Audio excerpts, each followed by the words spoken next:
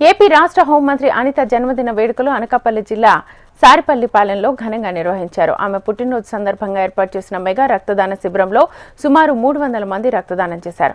నియోజకవర్గ అభివృద్ధికి అహర్నిశలు శ్రమిస్తున్నారని మంత్రి తెలియజేశారు. తమ నియోజకవర్గ ఎమ్మెల్యే హోంమంత్రిగా రాష్ట్రానికి మంచి సేవలు అందిస్తున్నారని పలువురు ఆనందం వ్యక్తం చేస్తున్నారు. ఈరోజు మా అనితమ్మ పుట్టినరోజు వేడుకలు పాకిరేపేట నియోజకవర్గంలో జరుపుకుంటున్నాం. గత 15 సంవత్సరాల నుంచి మార్చి 24 తారీఖు మా నియోజకవర్గ కార్యకర్తలకి ప్రజలకి కూడా పండగ దినం ఈరోజు. ఎందుకంటే అనేక పోరాటాలతో అనేక ఎమ్మెల్యేగా అనేక సేవలతో నియోజకవర్గంలో స్థిరస్థాయిగా పేరు సంపాదించుకున్న ఏకైక నాయకురాలు మా అనితమ్మ.